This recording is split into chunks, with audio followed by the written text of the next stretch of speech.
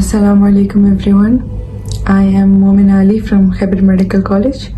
I scored 189 marks in MDCAT, which was the 5th rank in KP. Assalamu alaikum. I am Israr Ahmed, a first year MBBS student at the Heaven Medical College, Peshawar. I did my FSc from Islamic College, Peshawar, and Matric from Islamic College School, Peshawar.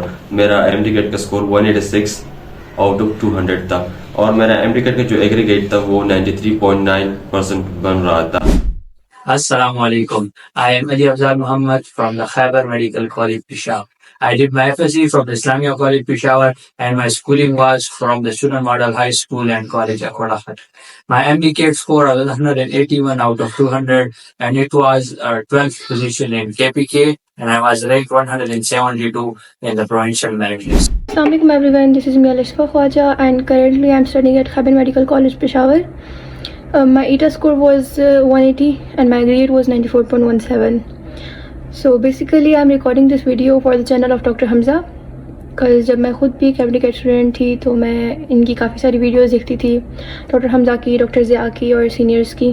KMU MDCAT का जो physics portion होता है उसमें ज़्यादातर MCQs numerical based होते हैं और numerical based MCQs पर अपना होल्ड रखने के लिए you have to do more practice. और प्रैक्टिस के लिए मैं जीनियस बुक यूज़ करता था MCQs के लिए. और साथ में जो प्रैक्टिस टेस्ट होते हैं जैसे NGCON, MMO, QCA के और दूसरी अकेडमीज के, जब भी मुझे मौका मिलता है तो मैं उसे सॉल्व कर लेता और ताकि मुझे अपने ब्लड कंसेप्ट या वीक और स्पॉट्स का पता चल सके कि मेरी वीकनेस फिजिक्स में किस जगह या कौन से चैप्टर में है तो मैं उसको ज़्यादा इंप्रूव करता. और फिर जिन टॉपिक्स या जिन कंसेप्ट्स या जिन टॉपिक्स की MCQs में ज़्यादा मसला हो जाता तो मैं उसके लिए फिजिक्स इन सेकेंड्स की लेक्चर देख लेता जो कि यूट्यूब पर अवेलेबल है और वो तकरीबन MDCAT के फुल सिलेबस को कवर करती है.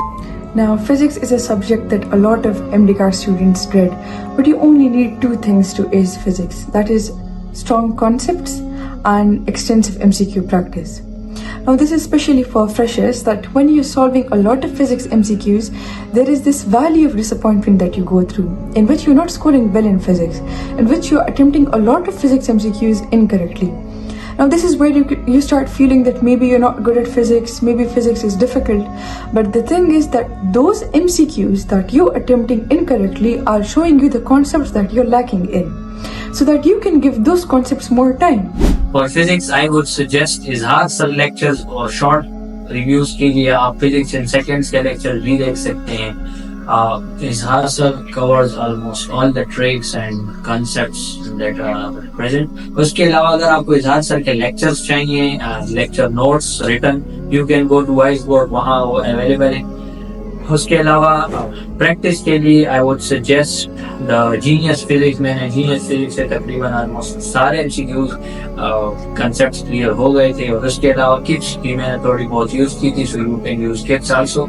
और उसके अलावा संडे टेस्ट वगैरह जो है उसमें आप फिजिक्स के अच्छे कंसेप्ट्स और अच्छे ट्रिक्स सीख लेते हैं. फिजिक्स की तो फिजिक्स जो है वो बुक से करके नहीं होगी, ना खुद बुक से पढ़ के होगी. फिजिक्स के लिए आपको किसी प्रॉपर टीचर के लेक्चर्स लेने बहुत ज़रूरी हैं. अगर मैं बात करूं तो ईटा के लिए दो टीचर्स के लेक्चर्स बेस्ट है मैं कहती हूँ. एक सर इजहार और दूसरा सर हुसैन शाह. अगर इन दोनों में से आप किसी के भी लेक्चर्स ले रहे हैं तो they are more than enough. आप इनके लेक्चर्स लें, इनके नोट्स बनाएं, इनके नोट्स को फॉलो करें, जो वो ट्रिक्स सिखा रहे हैं, जो वो न्यूमेरिकल सॉल्व करा रहे हैं, ये सारी चीज़ें आप करें, आपकी फ़िज़िक्स भी बहुत अच्छे से हो जाएगी. और अगर फ़िज़िक्स की बात करें हम लोग प्रैक्टिस की तो वो जीनियस सीरीज़ की बुक है, आप फिज़िक्स की प्रैक्टिस उससे कर सकते हैं. और जब तक आप प्रैक्टिस नहीं करेंगे आपको कोई भी ट्रिक्स नहीं आएंगी, आपको MCQ सॉल्व करने का तरीका नहीं आएगा. तो जो आप कर रहे हैं, जो चीज़ कर रहे हैं, जो चैप्टर आप याद कर रहे हैं, साथ साथ उसके MCQs करें. अगर मैं अपनी बात करूं तो मैं जो चैप्टर करती थी, अगर लेट्स सपोज मैं फिजिक्स का चैप्टर करी हूँ फोर्स एंड मोशन, तो मेरे पास 2-3 सोर्सेज होते थे. ऑलमोस्ट मैं एक चैप्टर करके 200 उस चैप्टर के MCQs लाजमी सॉल्व करती थी. तब जाके मेरी ग्रिप बनती थी उस चैप्टर पे कि हाँ अब ये चैप्टर मेरा हो गया. Biology is a subject that a lot of MDCAT students take very lightly and they think that it's a test of memory. To be very honest, to a certain extent, it really is a test of memory.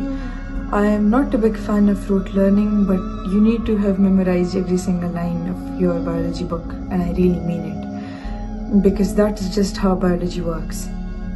And I'm not completely defying the importance of concepts. Concepts are important in every single subject, but you really need to memorize every single line and every single value that is given in your book. If you're a student that has studied the KP book, yes, that should be your main source, but you should also definitely go through the federal book for biology as well. For biology I would say कि आपकी book बिल्कुल enough, ठीक है। Book की line आपको आनी चाहिए line by line, ठीक है। लाइक बुक में लाइन से ही कुछ एमसीक्यूज उठाते हैं, बल्कि कुछ नहीं, ऑलमोस्ट ऑल। और इसके अलावा टेबल्स और जो नीचे कॉन्टेक्स्ट दिए गए होते हैं उनसे भी एमसीक्यूज उठाते हैं, डायग्राम्स, ये चीजें आपको क्लियर हो। For biology practice you can use BOM biology and golden biology. पिछले साल टेस्ट रिकंडक्ट हुआ था, जो सेकंड टेस्ट हुआ उसमें अनफॉर्चुनेटली बायो के पोर्शन में कुछ एमसीक्यूज आउट ऑफ सिलेबस और आउट ऑफ बुक थे जो कि फेडरल से उन्होंने लिए थे। एंड ये 5-10 एमसीक्यूज थे जो कि आपके एमडीकेट मार्क्स से 5% ही बनते हैं। अगर आप 95% पर फोकस कर ले तो ये बेहतर होगा। अगर आप फेडरल ना ही पढ़े तो अपनी केपीके की बुक्स अच्छी तरह पढ़ ले तो ये आपकी 95% एमडीकेट को कवर कर लेती है। एंड इससे आपके मार्क्स मतलब अच्छे हो जाते हैं। अगर आप 5% पर फोकस कर लेते तो ऐसा ना हो कि आपके 95% खराब हो जाए। इसके अलावा जो बायो की प्रैक्टिस के लिए मैं गोल्डन सीरीज यूज करता था, उसमें एक्स्ट्रा पॉइंट्स होते हैं जो कि आपके फेडरल को भी कवर कर लेते हैं। अगर आपके पास टाइम है तो आप उसे एक बार गो थ्रू करें तो आपकी फेडरल का भी हद तक कवर हो जाएगी। 1-2 एमसीक्यूज के लिए इतना खुद को थकाना नहीं है कि आपके जो बुक से भी एमसीक्यूज आ रहे हैं आप वो भी गलत कर दें। मेरा कहने का मतलब ये है कि अगर 2 एमसीक्यूज आउट ऑफ कोर्स आ भी रहे हैं तो उसके लिए आपने बुक से नहीं हटना। अगर आपको बुक अच्छे से याद है तो कम से कम आप जो एमसीक्यूज सिलेबस से आ रहे हैं वो तो अटेम्प्ट कर सकेंगे ना। तो अगर आप वो अच्छे से अटेम्प्ट कर लेते हैं तो 1-2 एमसीक्यूज का मार्जिन आपके पास बन। Speaking of chemistry, the first thing that my juniors ask me is how to retain those chemical reactions, because there are a lot of chemical reactions that are very similar, so there is a high chance that you can get confused between them while attempting your MDCAT test. The thing is, whenever you are memorizing a chemical reaction and you think that you have gone through a similar chemical reaction previously, please go through your book, open the chemical reaction that was similar to this one, compare the two reactions, and then memorize the differences between them. If you've given it good time and your FSC, then you will have it a lot easier in MDCAT preps, inshallah. Chemistry का scene कुछ इस तरह होता है कि first year की जो chemistry होती है उसमें ज़्यादातर चीज़ें कंसेप्चुअल है, और सेकेंड ईयर केमिस्ट्री में ज़्यादातर चीज़ें रटल लगाने वाली जो इंसान बहुत जल्दी भूल जाता है। तो प्रैक्टिस के लिए मैंने केमिस्ट्री की प्रैक्टिस के लिए मैंने चैम्पियन सीरीज़ यूज़ किया था।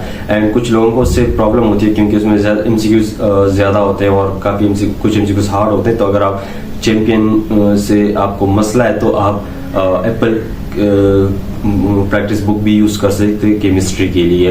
उसमें भी मतलब वो आपके एमडीकेट के जो केमिस्ट्री के जो पोर्शन है उसको इजीली कवर कर लेता है। और साथ में अपनी जो प्रैक्टिस टेस्ट में जो केमिस्ट्री का पोर्शन होता है वो मतलब प्रैक्टिस टेस्ट के अपने हर एक पोर्शन को केयरफुली अटेम्प्ट करना होता है ताकि उसे आपकी वीक जो स्पॉट है सब्जेक्ट में वो खूब मालूम हो सके और आप उस पर ज़्यादा फोकस कर सके।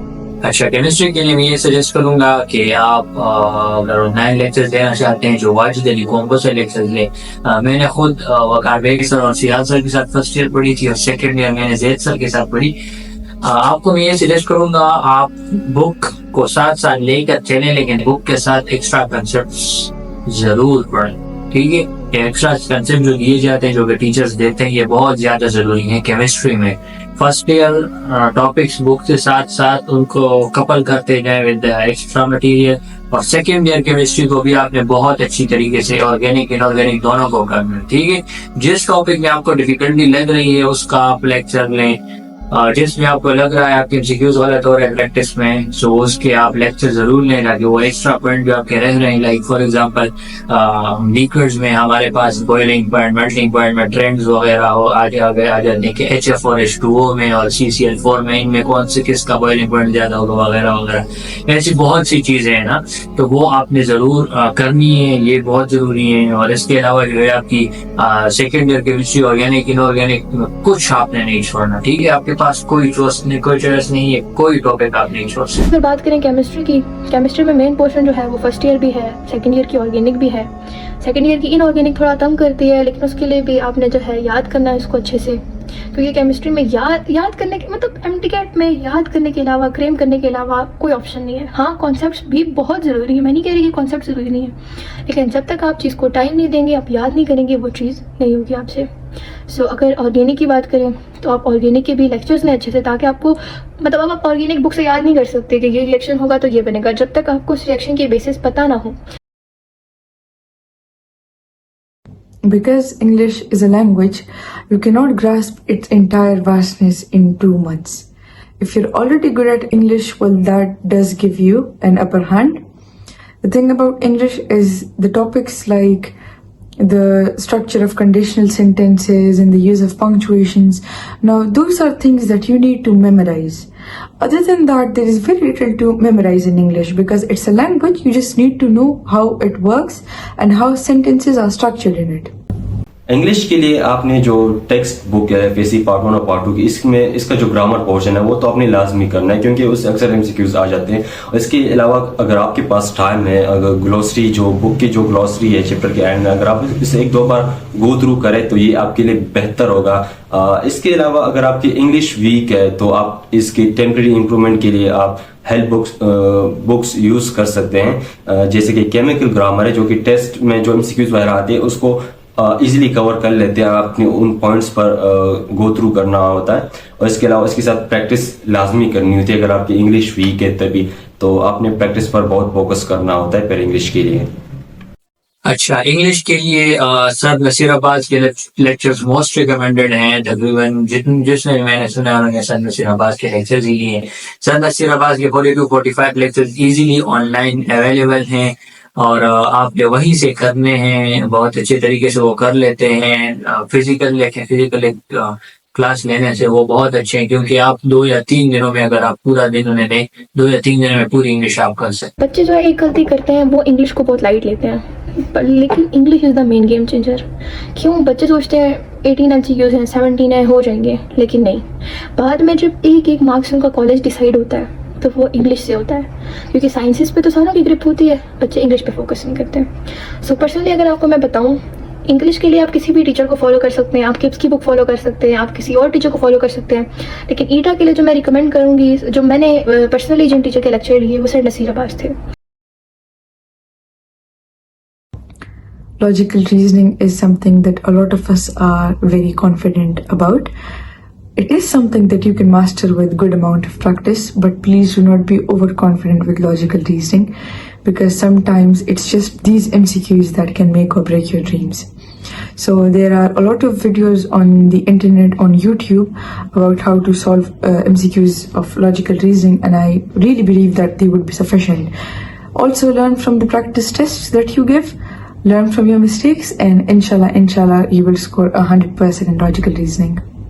लॉजिकल रीजनिंग के लिए आपने जनरल वीडियो देख लेनी है यूट्यूब पर, कि आपने जो टॉपिक्स सिलेबस में दिए हुए हैं तो आप उनके रिगार्डिंग किस तरह के एमसीक्यूज आते हैं, अगर आप उसको समझोगे तो आपकी ये लॉजिकल रीजनिंग आपके लिए काफ़ी इजी हो जाएगी। और इसके अलावा अगर आप इंग्लिश और लॉजिकल रीजनिंग की प्रैक्टिस के लिए किप्स की बुक यूज कर सकते हैं। लॉजिकल रीजनिंग को आपने बिल्कुल लाइट नहीं, ठीक है। लॉजिकल रीजनिंग का सिलेबस आपको गिवन है, आप ऐसे करें कि किप्स ने लॉजिकल रीजनिंग बड़े अच्छे तरीके से हर हेडिंग के अंदर काफी सारी एक्सरसाइज दी है। छोटी सी बुक है, आप वो लें, डेली थोड़ी प्रैक्टिस करें। लॉजिकल रीजनिंग के लेक्चर्स की जरूरत नहीं है, लॉजिकल रीजनिंग की भी साथ साथ आपने प्रैक्टिस करते जाना है। One of the most important things that an MDCAT student requires to ace MDCAT is to have the proper mindset for it. You need to know that you cannot let your fears control you. And this might sound like bucket stuff to you, but I just cannot stress enough upon its importance, because I am a KM-site and I have seen my classmates that are KM-sites now, and all of us have gone through this stage where we doubted ourselves, where we were uncertain of the future. But the reason that alhamdulillah we pulled through was because we did not let our fears and our emotions affect the quality of our study. So you may feel like you're very disappointed in yourself at times, and you may feel like you're very confident. But please remember that your preparation for MDCAT will never be linear.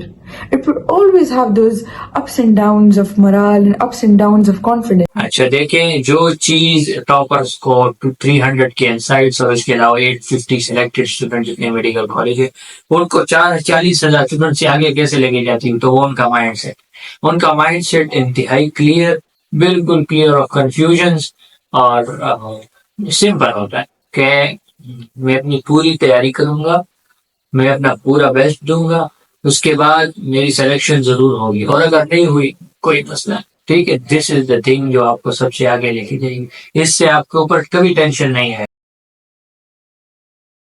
During my MDCAT मैंने PMDC ने जो syllabus issue किया था उसे strictly follow किया था, क्योंकि as a pressure आपके साथ इतना टाइम नहीं होता कि आप एक्स्ट्रा टॉपिक्स को कवर करें या दूसरी प्रोविंसेस के बुक्स को पढ़े। तो मैंने अपनी MDCAT के दौरान स्ट्रिक्टली MDCAT की सिलेबस को भी फॉलो किया था, क्योंकि हमारा दूसरा टेस्ट हम पिछले साल MDCAT का टेस्ट रिकंडक्ट हुआ था, तो उसमें जो सेकंड टेस्ट था उसमें अनफॉर्चुनेटली कुछ MCQs आउट ऑफ बुक आए हुए थे, फेडरल के MCQs थे बायो में स्पेसिफिकली।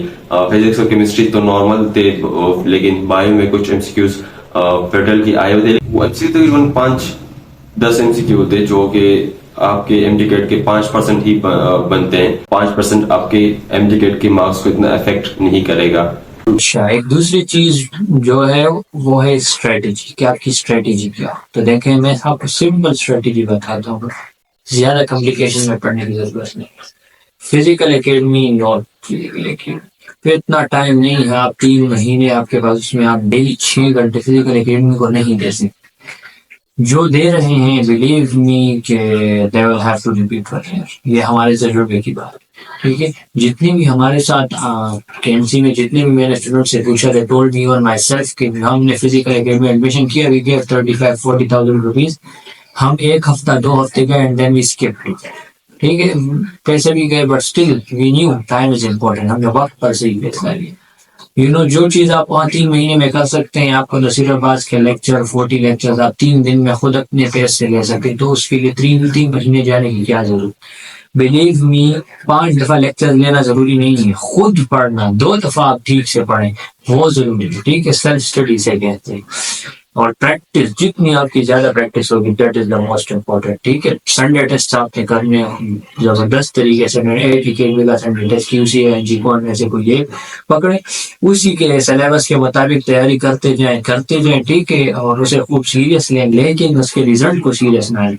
मतलब ये है कि आपके 130 आए हैं तो 70 MCQs आपके गलत हुए, उस पर खफा नहीं होना, खुश हुए 70 MCQs, लेकिन अब मेक श्योर ये 70 जो गलत हुई ये फिर कभी गलत ना हो, ठीक है।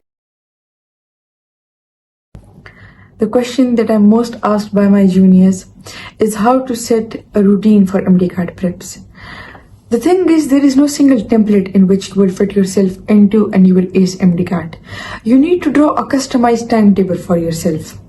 You need to set monthly goals and then break them down into weekly goals. और बात है रूटीन पर, तो जो रूटीन MDCAT में जो होते हैं वो सबके लिए सेम नहीं होती है, और ये अक्सर फ्लक्चुएट करती रहती है। कुछ लोग नाइट रोल होते हैं, कुछ अर्ली बर्ड्स होते हैं, तो आपने ये चीज़ अपने लिए फाइंड कर लेनी है कि आप कहाँ पे स्टैंड करती है। आप रात को ज़्यादा अच्छी तरह पढ़ सकते हैं या दिन को अच्छी तरह पढ़ सकते हैं। ये सारी चीज़ें आपकी इन्वायरमेंट पर डिपेंड करती है कि आपका इन्वायरमेंट किस टाइम ज़्यादा आपको सूट करता है, तो ये आपने फाइंड आउट करना है अपने लिए। और MDCAT में जो रूटीन, मतलब ज़्यादातर स्टडी आपने इस हद तक करनी है 6 to 7 आवर्स, और लास्ट मंथ में तकरीबन 10 to 12 आवर्स तक पहुंच जाती है। और आपने अपनी नींद को 6 आवर्स और 7 आवर्स के दरमियान रखने से कम ज़्यादा नहीं करना, क्योंकि जब नींद ज़्यादा कम हो जाती है तो आपको एंजाइटी और डिप्रेशन वगैरह हो जाते हैं, तो इससे ज़्यादा और प्रॉब्लम क्रिएट करते हैं। तो आपने अपनी नींद का खास ख्याल रखना है, और साथ में अपनी जो डाइट फूड वगैरह है तो उसका भी ख्याल रखना है। रूटीन बहुत जरूरी है। देखिए, रूटीन आप अपने हिसाब से बनाए, किसी को देखकर अगर आपने अपना रूटीन बना लिया तो आई कैन गारंटी कि आप रहेंगे, ठीक है। अपने हिसाब से रूटीन बनाए। आप 8 घंटे पढ़ सकते हैं, कोई और 18 घंटे पढ़ सकता है, डजंट मैटर। आप 8 और 18 के चक्कर में ना पढ़ें, आप अपने टॉपिक डिवाइड करें, और नींद मैं कहूँगा कि नींद अच्छी नींद लें, ठीक है, इफेक्टिव स्टडी करें, उसमें अपने स्केड्यूल में स्पोर्ट्स का भी टाइम, इवन मैं खुद, मुझे नहीं याद मेरा ऐसा कोई टेस्ट हो जिसके रात में नहीं बैडमिंटन या क्रिकेट ना खेली। अगर बात करूँ मैं रूटीन पे, तो रूटीन की अब ये बात है कि हर बंदे की डिफरेंट रूटीन होती है, ठीक है। कुछ लोग ज़्यादा पढ़ते हैं, कुछ लोग कम टाइम में पढ़ के भी याद कर लेते हैं, हर एक डिफरेंट रूटीन फॉलो करता है। लेकिन बेसिकली जो आपका बेसिक मकसद होना चाहिए ना, वो इफेक्टिव स्टडी होना चाहिए। एमडीकैट में इफेक्टिव स्टडी मैटर करती है। एमडीकैट में ये मैटर नहीं करता आपने 16 घंटे पढ़ा है, एमडीकैट में ये मैटर नहीं करता आपने 8 घंटे पढ़ा है, ये मैटर करता है कि आपने इफेक्टिव स्टडी कितनी की है, कितनी चीज़ें आपको आई हैं, कितनी आपकी ग्रिप बनी है। अब मेरी ये रूटीन थी कि मैं मॉर्निंग पर्सन थी, मैं रात को नहीं पढ़ सकती थी, तो मैं सुबह उठ के पढ़ती थी, लेकिन हार्डली सारे दिन के मिला के मेरे 7-8 घंटे बनते थे जिनमें मैं अच्छे से पढ़ लेती थी, प्रैक्टिस भी कर लेती थी, और इन 7-8 घंटे के बाद मेरी एनर्जी बिल्कुल ज़ीरो हो जाती थी, मैं कुछ खास पढ़ नहीं सकती थी। लेकिन मेरे साथ ऐसे बच्चे भी थे जो कहते थे कि हम लोग रात को 2 बजे सोते हैं, सुबह 6 बजे उठते हैं और दोबारा पढ़ना स्टार्ट कर लेते हैं, हम लोग 16 घंटे पढ़ते हैं, लेकिन उनका एडमिशन नहीं हुआ। सो जो बात मैं आपको समझाना चाह रही हूँ वो ये है कि इफेक्टिव स्टडी मैटर करती है। नंबर ऑफ आवर्स दूसरे के साथ कंपेयर करना, उसने कितना पढ़ लिया है, मैंने कितना पढ़ा है, ये चीज़ें मैटर नहीं करती। आप कितना इफेक्टिव कर रहे हैं ये चीज़ मैटर करती है। मैं रात में भी सोती थी प्रॉपर, मैं दिन में जब थक जाती थी मैं दिन में भी सो जाती थी बीच में, लेकिन मैं जो पढ़ती थी तो वो मेरा इफेक्टिव होता था, जो मैं करती थी वो मुझे याद रहता था, जो मैं करती थी मैं उसकी प्रैक्टिस करती थी, जो मैं करती थी मैं उसे नोट डाउन करती जाती थी। मैंने जो चैप्टर किए मैंने सारे लिखती रहती थी, तो उससे मुझे मोटिवेशन मिलती थी कि हाँ मेरे इतने चैप्टर्स हो गए फाइनल, मेरे इतने चैप्टर्स रह गए हैं, मैंने इतने करने हैं, इतने इतने दिन में करने हैं। जब भी आपने रात को सोना है आपने अपना माइंड सेट बना के सोना है कि मैंने कल के दिन में इतनी चीज़ें करनी है, ये चीज़ प्रैक्टिस करनी है, मैंने ये चीज़ नहीं छोड़नी। जब तक माइंड सेट आप प्रॉपर नहीं बनाएंगे ना तो कुछ भी नहीं होगा। अल्लाह ताला ने अगर आपको इस चीज़ में डाला है, अल्लाह ताला ने आपको कहा है कि आप इस चीज़ के लिए मेहनत करें, अल्लाह ताला ने आपके दिल में जुस्तजू पैदा की है, तो आपके अंदर ये कैपेबिलिटी है कि आप इसे कर सकें। लेकिन करना किस तरह है ये सारी अब आप तक है। Lastly, I will discuss the strategy that you need to adopt while attempting the MDCAT test. You need to know that there is this mistake that a lot of people make, which is that they waste a lot of their time on questions that they are confused about and questions that are hard. So what you need to do is that you need to adopt a method called the looping method, in which you need to attempt the test in 3 loops. In the first loop, when you go through the test, you attempt all the MCQs that are very easy. So the MCQs that you know the answer to at the very first sight. Now, you will be done with like 75 to 80% of the test in the first loop, trust me. But you leave the moderate and the hard questions for later. In the second loop, you do the questions that are moderate, right? And when you're done with them, then there will be 15 to 20 questions or just 10 to 15 questions which are very hard. Then you will do them at last, and this way you won't waste time. Best of luck for MDCAT. MDCAT के जो test attempt करने का तरीका है तो वो मैं इस तरह करता था कि मैं पहले बाय पोर्शन सॉल्व कर लेता, क्योंकि वो इजी पोर्शन होता है और जल्दी सॉल्व कर लेता है। तकरीबन बाय के 60 MCQ होते तो मैं उसे 50 to 60 मिनट में सॉल्व कर लेता, और इसके बाद फिर केमिस्ट्री, फिजिक्स, फिर लॉजिकल रीजनिंग और इंग्लिश की। इसके रीजन ये थी कि जब मैं फिजिक्स की शुरू में सॉल्व कर लेता तो वो मुझसे बहुत ही ज्यादा टाइम कंज्यूम कर लेता, तो फिर लास्ट में मुझे बाई के एमसीक्यूज के लिए इसी एमसीक्यूज भी मुझसे मिस हो जाते, तो मैं सबसे पहले इसी एमसीक्यूज कर लेता फर्स्ट गो में सारी, मतलब जो एमसीक्यूज जिसमें मुझे कोई कंफ्यूजन वगैरह नहीं थी तो मैं फर्स्ट गो में इस एमसीक्यूज कर लेता। तो सेकंड गो के लिए मुझे तकरीबन 40 to 50 एमसीक्यूज रह जाते, तो उसमें जो 1-2 ऑप्शन में कंफ्यूजन होती है तो मैं वो सेकंड गो में वो कर लेता, और थर्ड गो में जो एमसीक्यूज तकरीबन रह जाते 8-10 एमसीक्यूज होते हैं जिसमें आपको कंफ्यूजन होती है, मतलब उसमें आपने तुक्का लगाना होता है, तो वो एमसीक्यूज मैं लास्ट में ही कर लेता, थर्ड गो के लिए उसे रख लेता। ये मेरा यूट्यूब चैनल है ये, और ये मेरा इंस्टाग्राम अकाउंट है। यूट्यूब पर मैंने डिटेल वीडियो अपलोड की है हर एक सब्जेक्ट के रिलेटेड, और साथ में आपकी अगर कोई क्वेरीज वगैरह तो आप इंस्टाग्राम पर भी मुझसे पूछ सकते हैं अपनी स्टडी के रिलेटेड। अच्छा, लास्ट थिंग जो बहुत जरूरी है वो है पेपर अटेम्प्ट करने का तरीका। पेपर हमने ऐसे अटेम्प्ट करना है कि आपके पास पेपर आया जैसे ही पहले तो पैनिक नहीं करना, ठीक है, खूब आराम से जो क्वेश्चन आपको फील बल्कि जो पहला वही करने, कोई मसला नहीं, इससे कुछ इतना खास डिफरेंस नहीं है। मैं खुद पहले बायोलॉजी करता था क्योंकि बायो टाइम बचा देती थी काफी, सो फर्स्ट गो में जो आपको 100% श्योर है वो करेंगे। मैं खुद एमसीक्यूज टेस्ट करता था, लाइक मेरी स्पीड ज्यादा थी, मेरे पास काफी टाइम होता था। सो मैंने जब पिछली दफा टेस्ट किया, मैं आई वेंट थ्रू इट और मेरे 165 एमसीक्यूज मेरे कंफर्म श्योर थे जो मैंने फर्स्ट गो में कर लिए। उसके बाद जो 10% अनश्योर थे, 20% अनश्योर थे, 30%, फिर वो मैं करता गया Aahista Aahista. And I was feeling कि लाइक हाँ यस, मैं काफी लाइक 2-3 मिनट जब एमसीक्यूज को बनता रहता है उसे याद आ जाता है, या आगे चला जाता है, कोई पिल्ला कंसेप्ट याद आता है कि नहीं वो इस तरह नहीं था, इस तरह था, ये इस तरह है। सो इससे मेरे एमसीक्यूज आई वाज फीलिंग कि like I have gone to 180 plus इंशाल्लाह। फिर कुछ ऐसे थे जो बिल्कुल रह गए थे, like they were out of 4 MCQs, या जो ऐसे थे इंग्लिश में कुछ ऐसे होते हैं या लॉजिकल में कुछ ऐसे होते हैं जो बिल्कुल समझ नहीं आ रहे थे। उसे आपने बिल्कुल आखिर तक छोड़ना है। जब आप पेपर देने लगे उस टाइम फिर आपने अटेम्प्ट कर लेना, ठीक है। उससे पहले हो सकता है कहीं से आप सुन लें या कहीं आपसे जहन में आ जाए या कुछ और हो सकता है, ठीक है। लेकिन वो बहुत बेहतरीन तरीके से हो जाती है। फिजिक्स की उससे पूरी बुक सारा कोर्स रिवीजन 2 घंटे में हो सकता है, ऐसी बुक, ठीक है। और उसके अलावा अगर किसी को इसके अलावा कोई क्वेश्चन हो, किसी को गाइडेंस चाहिए हो, so you can message me on my Instagram, that is Ali Afzal 2004। Meet you in KMC। Thank you very much. इंसान को बुरा वक्त याद नहीं रहता। तो जो लोग भी हैं, जो भी पढ़ रहे हैं, जो भी एमटीकेट दे रहे हैं, मेरी सारों के लिए बहुत ढेर सारी दुआएं हैं। और आप सारों को मैं ये कहना चाहूँगी कि अपनी मेहनत करें और बाकी अल्लाह ताला पे छोड़ दें। जब आपका दिल ये बात कहेगा कि हमने कर दिया है, हम इतना ही कर सकते थे, हमने जितना करना था कर लिया, तो बाकी आप अल्लाह ताला पे छोड़ दें। जो होगा बेहतर होगा इंशाल्लाह। अल्लाह हाफिज़।